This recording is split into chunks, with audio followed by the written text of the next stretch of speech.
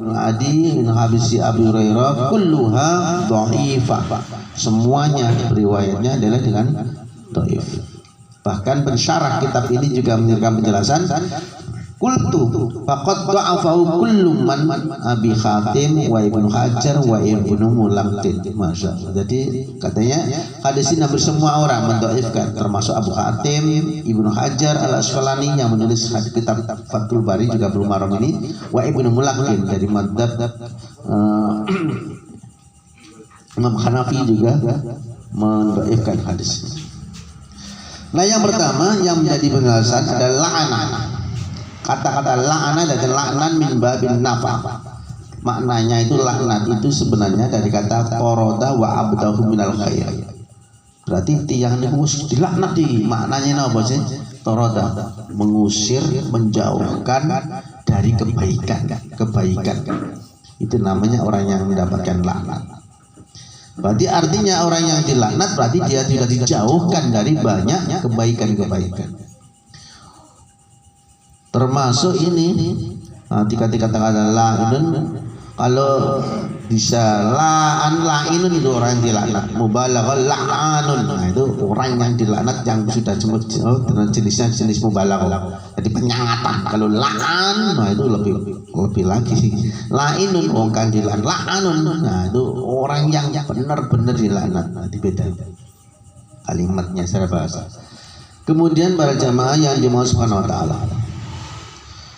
Di dalam kamus At-Ta'rifat, nah ini biasanya yang dipakai oleh ulama-ulama fikih. Kata-kata la'nun minallah wa huwa ibadul abdu bisakhatihi. Kata-kata laknat dari Allah berarti dia seorang hamba dijauhkan dari Allah disebabkan murka Allah Subhanahu wa taala. Dijauhkan dari kebaikan disebabkan karena murka Allah. Jadi termasuk inginlah naikah. Kemudian kalau naik, naikah itu biasanya kita nyebut niyaka, merata.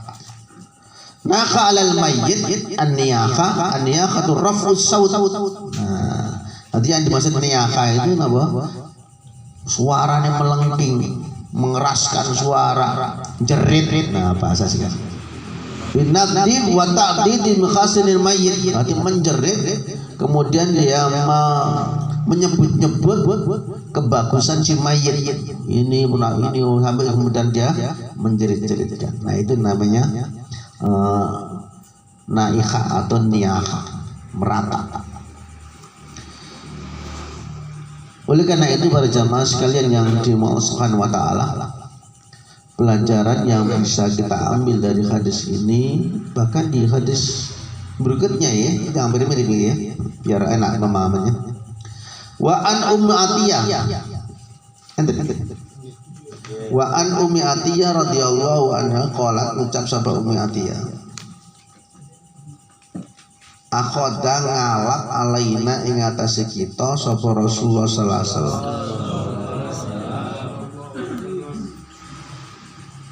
Nah, enten kalimat akhoda alaina itu biasanya para ulama memberikan syarah. Akhoda alaina ai bimakna al-ahdu, janji ya, bayat bahasanya. Akhoda alaina ngalap na ing kita, janji na ing kita sapa Rasulullah sallallahu alaihi wasallam.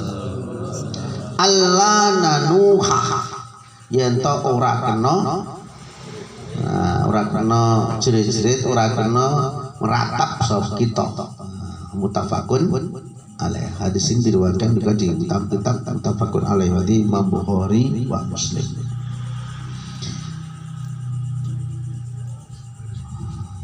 Kemudian di dalam lafaz lain, nah ini hadis ini. Kita teruskan hadis berikutnya, nanti baru kita bahas satu-satu.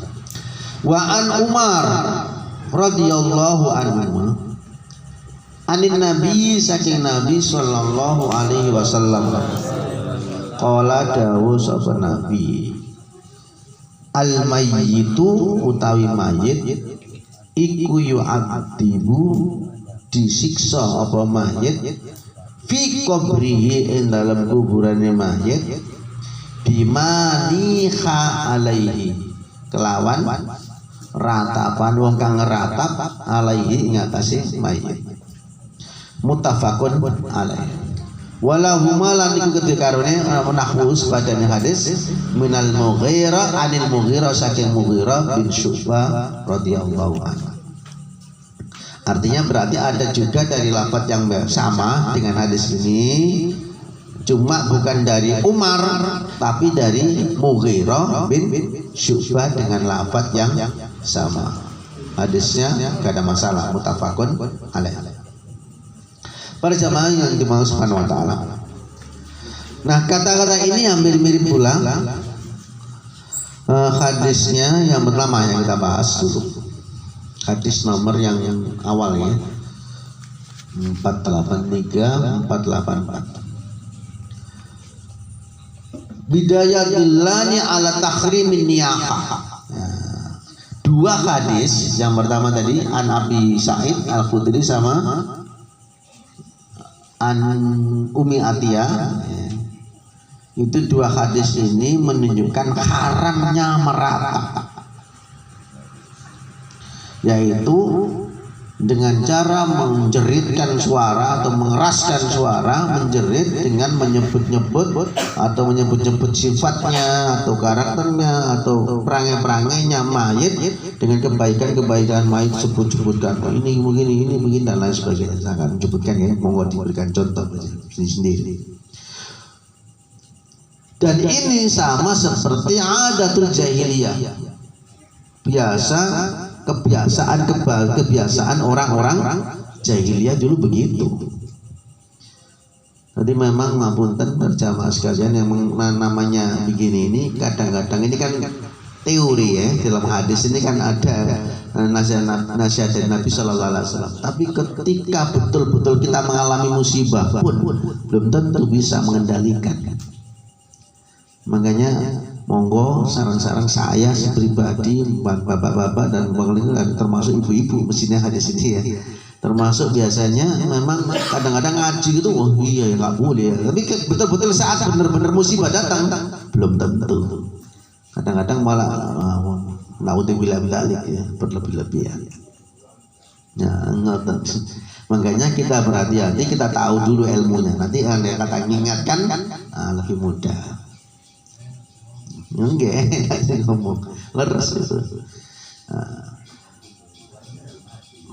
Makanya pernah ya ada seorang perempuan yang menangis di makam itu. Nah, akhirnya Nabi datang, loh, ya Umi, ya Ibu, isbiri, sabar, sing sabar dengan sabar ya si sabar. Tapi apa kata dia? Oh, nak sabar sampai belum lakukan aku ini berat. Tapi akhirnya Nabi ya udah kalau begitu, Nabi negeri gitu. Akhirnya kemudian siapa ngerti tadi siapa? Mau itu cuma Nabi tadi, langsung Nabi. Oh ayo nama rani kanjeng Nabi. Kanjeng Nabi ngapunten kula mboten cemrat jenengan wis kaset ya. Makanya kanjeng Nabi langsung tahu as-sabru inda sadmatul ula. Nah ini di antaranya tadi sabar itu di awal kejadian peristiwa itu datang dengan sabar. Nah insya Allah betul-betul itu yang namanya kesabaran. Tapi sekali lagi ini teori. Sekali lagi ini teori. Kalau betul-betul kita ngalami musibah pun insya Allah belum tentu kita mampu. Makanya kita berusaha untuk bisa kan dikata nanti betul-betul tahu teorinya, prakteknya monggo kita sarang-sarang berusaha untuk mempraktekkannya. Nah, memang berat. Kemudian berjamaah yang kedua, hadis ini pelajaran yang bisa kita ambil, dalil tahrim niyahah la'an na'iha fa inna la'na la yakunu illa bi khabiri min kaba'irid dunub. Nah, dalil diharamkannya niyahah atau meratap karena Allah atau Nabi melaknat orang-orang yang cara meratap itu, karena laknat itu tidak akan pernah ada kecuali pada dosa-dosa yang besar. Jadi dosa-dosa biasa-biasa mboten, termasuk min kaba'irud dunub, termasuk dosa besar. Makanya istilahnya dipakai adalah laknat. Masya Allah, bukan biasa-biasa kalimat, tapi atau karoha gitu beda. Wah itu benci itu beda. Tapi kalau sudah la'anah, wah itu termasuk dosa besar. Kemudian yang ketiga, di antaranya mithlun an-niyakah. Apa mathalun niyakah? Contoh-contoh itu permisalan niyakah, contohnya nomor. Yang pertama, syakul taub, merobek pakaian, jambak pakaiannya dirobek. Biasanya begitu. Walatamal khut, watal khut itu menampar apa ini? Pipi atau wajah ditambari sendiri, karena seakan-akan dia merasa bersalah atau gimana ini. Jadi namanya termasuk an-niyahah. Wa tanful syar wa badalikan wanakudalik. Jadi termasuk juga jambak rambutnya dijambak ditarik seakan-akan dan sambil menangis histeris gitu. Nah ini bentuk dari contoh niyahah atau merata.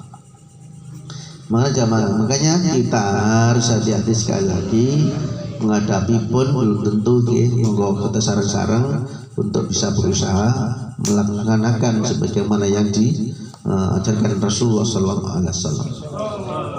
Makanya Nabi sallallahu alaihi wasallam jaga dalam hadis Sahih Bukhari dan Muslim, laisa minna man latamal khudud wa syaqqal juyub wa da'iya bid'awal jahiliyah.